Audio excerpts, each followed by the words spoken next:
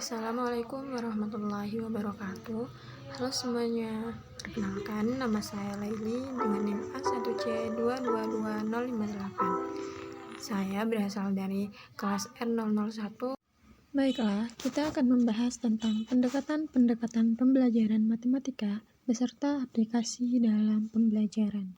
Di sini kita akan membahas tentang pengertian pendekatan, strategi, dan metode. Yang pertama, pendekatan. Pendekatan merupakan titik tolak atau sudut pandang kita terhadap proses pembelajaran. Pendekatan yang berpusat pada guru menurunkan strategi pembelajaran langsung, sedangkan pendekatan pembelajaran yang berpusat pada siswa menurunkan strategi pembelajaran discovery dan inquiry serta strategi pembelajaran induktif. Strategi pembelajaran sebagai perencanaan yang berisi tentang rangkaian kegiatan yang didesain untuk mencapai tujuan pendidikan tertentu, di mana strategi pembelajaran tidak hanya terbatas pada prosedur kegiatan saja, melainkan juga termasuk ke dalam materi atau paket pembelajarannya. Selanjutnya, metode. Metode merupakan jabaran dari pendekatan, di mana metode merupakan prosedur pembelajaran yang difokuskan ke pencapaian tujuan. Nah, kita ketahui bahwa teknik dan taktik itu merupakan penjabaran dari metode pembelajaran. Adapun beberapa metode pembelajaran yang dapat digunakan untuk diimplementasikan strategi pembelajarannya, yang pertama yaitu metode ceramah. Metode ceramah merupakan suatu cara penyampaian informasi dengan lisan dari seseorang kepada sejumlah pendengar di suatu ruangan. Nah, dalam metode pembelajaran ini, guru lebih banyak aktif sementara anak pasif, tetapi tetap tidak bisa dihilangkan dalam proses pembelajarannya karena masih tetap diperlukan atau metode ini masih punya keunggulan dalam kondisi tertentu. Yang kedua yaitu metode ekspositori. Metode ekspositori sama seperti metode ceramah, tetapi pada metode ekspositori dominasi pada guru banyak kurangnya karena tidak terus-menerus berbicara. Pada metode ekspositori, siswa belajar lebih aktif daripada metode ceramah. Nah, pada metode selanjutnya yaitu metode demonstrasi, di mana metode demonstrasi sejenis dengan metode ceramah dan metode ekspositori. Kegiatan belajar mengajar berpusat kepada guru atau guru yang mendominasi kegiatan belajar mengajar. Akan tetapi, pada metode demonstrasi, dominasi guru lebih berkurang lagi. Selanjutnya, metode drill dan metode latihan, di mana metode ini merupakan salah satu cara untuk mengembangkan kompetensi atau skill anak didik baik dalam aspek kognitif, afektif, maupun psikomotor, sehingga anak lebih terampil dalam bidang yang dilatihkan. Nah, latihan biasanya diberikan setelah anak didik mempelajari suatu masalah atau topik setelah guru menjelaskan materi tersebut. Selanjutnya, metode tanya-jawab. Metode tanya-jawab merupakan suatu cara penyajian bahan pelajaran melalui bentuk pertanyaan yang perlu dijawab oleh anak didik. Selanjutnya yaitu metode penemuan, di mana pada metode ini materi disampaikan hingga bentuk akhir, sedangkan cara belajar siswa merupakan belajar dengan minimal receptioning learning. Pembelajaran dengan metode penemuan berharap agar siswa benar-benar aktif belajar menemukan sendiri bahan yang dipelajarinya. Nah, yang terakhir yaitu metode inquiry, di mana metode inquiry merupakan metode yang mengajar paling mirip dengan metode penemuan. Perbedaannya adalah dalam metode penemuan, hasil akhir yang harus ditemukan siswa merupakan sesuatu yang baru bagi dirinya, namun sudah diketahui oleh guru. Sedangkan dalam metode inquiry, hal baru itu juga belum diketahui oleh guru. Selanjutnya, kita akan membahas macam-macam pendekatan pembelajaran. Yang pertama yaitu pendekatan quantum teaching. Pendekatan quantum teaching adalah orkestrasi bermacam-macam interaksi yang ada di dalam dan di sekitar momen belajar. Yang kedua yaitu pendekatan multiple intelligence, di mana pendekatan pembelajaran ini disingkat dengan MITA. Pendekatan ini meliputi 5 fase. Siswa diberikan pertanyaan berdasarkan topik pelajaran sesuai dengan minat dan kemampuan siswa. Misalkan, mengaitkan dengan kehidupan sehari-hari mereka, sehingga mereka dapat lebih tertarik dan mengetahui apa yang mereka pelajari. Yang ketiga yaitu pendekatan e-learning, di mana pendekatan e-learning atau electronic learning merupakan salah satu pendekatan pembelajaran dengan menggunakan jasa bantuan perangkat elektronik, khususnya perangkat komputer. Karena itu, maka e-learning sering disebut juga online course. Yang keempat yaitu pendekatan belajar aktif atau active learning. Nah, pada model pembelajaran aktif merupakan model pembelajaran yang mengutamakan aktivitas belajar siswa melalui diskusi kelompok, diskusi kelas, eksperimen, dan demonstrasi dalam menemukan konsep baru. Nah, hal ini mengakibatkan aktivitas siswa lebih dominan selama proses pembelajaran. Pembelajaran aktif memberikan kesempatan pada siswa untuk berpartisipasi aktif dalam pembelajaran. Guru hanya berperan sebagai fasilitator yang memastikan bahwa proses pembelajaran sesuai dengan rencana yang diharapkan. Yang kelima yaitu pendekatan kontekstual, di mana contextual teaching and learning ini atau CTL adalah suatu pendekatan pembelajaran yang menekankan kepada proses keterlibatan siswa secara penuh untuk dapat menemukan materi yang dipelajari dan menghubungkannya dengan situasi kehidupan nyata sehingga mendorong siswa untuk dapat menerapkannya dalam kehidupan mereka. Dari konsep tersebut, ada 3 hal yang harus dipahami. Yang pertama, menekankan kepada proses keterlibatan siswa untuk menemukan materi, yang artinya proses belajar diorientasikan pada proses pengalaman secara langsung, dan siswa diharapkan dapat mencari dan menemukan sendiri materi pembelajaran. Yang kedua yaitu CTL mendorong agar siswa dapat menemukan hubungan antara materi yang dipelajari dengan situasi kehidupan nyata. Yang ketiga, CTL mendorong siswa untuk dapat menerapkannya dalam kehidupan. Artinya, CTL bukan hanya mengharapkan siswa dapat memahami materi yang dipelajarinya, akan tetapi bagaimana materi pelajaran itu dapat mewarnai perilakunya dalam kehidupan sehari-hari. Yang keenam, pendekatan belajar berbasis sekolah.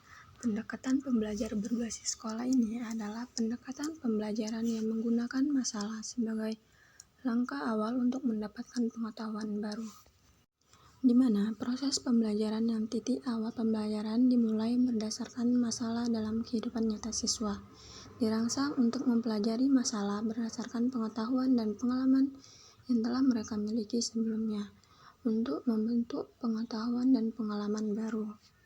Jadi, pembelajaran ini menggunakan masalah sebagai langkah awal dalam mengumpulkan dan mengintegrasikan pengetahuan baru. Yang ketujuh yaitu pendekatan belajar kooperatif. Menurut Zaini, model pembelajaran adalah pedoman berupa program atau petunjuk strategi yang mengajar dirancang untuk mencapai suatu tujuan pembelajaran. Pedoman itu memuat tanggung jawab guru dalam merencanakan, melaksanakan, dan mengevaluasi kegiatan pembelajaran. Model pembelajaran kooperatif merupakan suatu model pembelajaran yang mengutamakan adanya kelompok-kelompok. Setiap siswa yang ada dalam kelompok mempunyai tingkat kemampuan yang berbeda, ada yang tinggi, sedang, dan rendah. Model pembelajaran kooperatif mengutamakan kerjasama dalam menyelesaikan permasalahan untuk menerapkan pengetahuan dan keterampilan dalam rangka mencapai tujuan pembelajaran. Model pembelajaran kooperatif ini berkembang dari kebiasaan pendidikan yang menekankan pada pemikiran demokratis dan latihan atau praktek. Pembelajaran aktif, lingkungan pembelajaran yang kooperatif dan menghormati adanya perbedaan budaya masyarakat yang bermacam-macam. Model pembelajaran kooperatif bertumpu pada kelompok kecil berlawanan dengan pembelajaran klasikal atau satu kelas penuh dan terdiri dari 6 tahapan pokok: menentukan tujuan dan pengaturan, memberi informasi kepada siswa melalui presentasi atau teks, menyusun siswa dalam kelompok belajar, menentukan kelompok dan membantu kelompok belajar, menguji atau melakukan tes untuk mengetahui keberhasilan dari tugas-tugas kelompok, penghargaan baik terhadap presentasi individu maupun kelompok. Yang kedelapan yaitu pendekatan induktif. Pembelajaran yang melibatkan pola pikir induktif efektif untuk mengajarkan suatu konsep matematika dan memberi peluang kepada siswa untuk memahami konsep atau memperoleh generalisasi dengan cara lebih bermakna. Siswa memperoleh pengalaman ketika melakukan pengamatan langsung secara cermat pada kasus-kasus khusus yang diberikan guru. Dalam mengkonstruk matematika ini, siswa terlibat dengan proses adaptasi dan organisasi, sehingga mempelajari konsep matematika dengan cara seperti ini dipandang lebih bermakna dari sekadar menghafalkannya. Pendekatan deduktif adalah salah satu pendekatan yang berdasarkan aturan-aturan yang disepakati. Deduktif adalah cara berpikir yang bertolak dari pernyataan yang bersifat umum, menarik kesimpulan yang bersifat khusus. Mendefinisikan pendekatan deduktif ini sebagai suatu cara mengajar yang dikembangkan berdasarkan penalaran deduktif. Jadi, pendekatan deduktif adalah pendekatan yang dimulai dari definisi kemudian diikuti dengan contoh-contoh. Selanjutnya, kita akan membahas jenis-jenis metode pembelajaran dan penerapannya. Yang pertama yaitu pengajaran dengan berbantuan komputer. Setiap siswa menggunakan sebuah komputer untuk mempelajari suatu pelajaran. Contohnya, para siswa diharuskan mengajarkan suatu makalah dengan menggunakan komputer yang ada di sekolah tersebut dan dengan bimbingan dari gurunya agar para siswa tidak mengalami kesulitan. Yang kedua, dalam kegiatan pembelajaran menggunakan demonstrasi, guru memperagakan atau menunjukkan cara mengajarkan suatu prosedur, cara bekerjanya suatu prinsip, cara menggunakan suatu peralatan. Contohnya, guru memperagakan bagaimana Insinyur Soekarno dalam membacakan teks proklamasi pada tanggal 17 Agustus 1945. Yang ketiga, metode pembelajaran yang hendaknya siswa mengamati secara teliti objek studi atau materi yang dipelajari dengan tujuan agar siswa mendapatkan gambaran dan pengertian yang jelas. Contohnya, siswa mengamati bagaimana perilaku para penghuni lembaga permasyarakatan dengan bimbingan dari para gurunya. Keempat, metode mengajar yang menghendaki sekelompok siswa atau 3 orang atau lebih membahas suatu masalah ditinjau dari berbagai segi atau sudut pandang. Contohnya, siswa membahas tentang masalah pemilihan umum yang langsung, umum, bebas, dan rahasia, serta jujur dan adil. Yang kelima yaitu metode pembelajaran, di mana siswa baik secara individual atau kelompok dilatih di satu pihak untuk mengemukakan suatu pendapat terhadap suatu persoalan, sedangkan kelompok lain untuk mengemukakan bantahan, sanggahan, atau pendapatan yang berbeda dengan disertai alasan. Contohnya, sekelompok siswa mempresentasikan suatu masalah di depan kelasnya, lalu kelompok lain memberikan pendapat yang lain, sehingga akan terjadi perdebatan yang sengit. Yang keenam yaitu metode mengajar di mana sekelompok siswa ditugasi memerankan atau membawakan suatu cerita, baik cerita fiktif maupun cerita sejarah. Contohnya, siswa disuruh memerankan bagaimana para pendiri bangsa ini dalam mengadakan rapat untuk perencanaan proklamasi kemerdekaan. Yang ketujuh, kegiatan belajar dengan berlatih secara teratur, berulang kali, dan intensif dengan maksud membantu siswa menguasai keterampilan atau skill tertentu. Contohnya, siswa ditugasi belajar bagaimana cara bergaya bagi seseorang guru agar nantinya jika ia akan menjadi guru.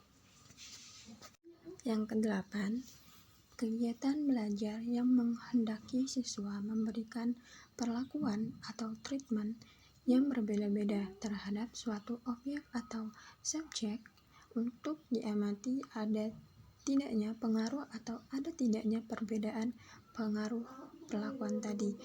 Contohnya, para siswa ditugasi mengamati kebijakan-kebijakan para politisi, apakah kebijakan tersebut berpengaruh bagi masyarakat Indonesia. Yang kesembilan, kegiatan belajar secara langsung, praktik di lapangan kerja yang sesungguhnya. Nah, contohnya, para siswa disuruh mengamati secara langsung bagaimana proses pembuatan peraturan daerah agar lebih jelas. Yang ke-10, Kegiatan belajar yang menghendaki siswa berkompetensi atau berlomba baik secara fisik maupun mental, sesuai dengan aturan permainan yang telah ditetapkan. Contohnya, guru di dalam kelas mengadakan tepat menghafalkan isi dari pasal-pasal yang ada di dalam Undang-Undang 1945 dan rumusan Pancasila. Yang ke-11, metode pembelajaran, di mana siswa melakukan kegiatan bukan dalam bentuk pembelajaran di kelas secara klasikal, melainkan dengan jalan melakukan berbagai kegiatan seperti konsultasi dengan guru, instruktur, narasumber, dalam rangka menyelesaikan tugasnya. Contohnya, siswa dianjurkan untuk berlatih konsultasi mengenai berbagai problem pelajaran yang belum dimengerti siswa, dan siswa juga disuruh membuat contoh penerapan dari metode pembelajaran.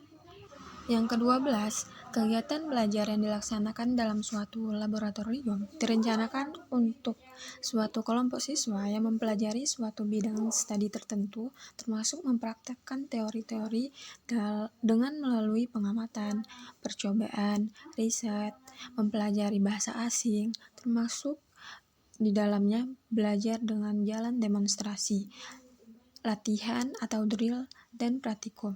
Contohnya, siswa pembuatan peraturan perundang-undangan dalam gedung DPR atau MPR melalui gambaran atau foto yang telah ada dalam laboratorium PPKN.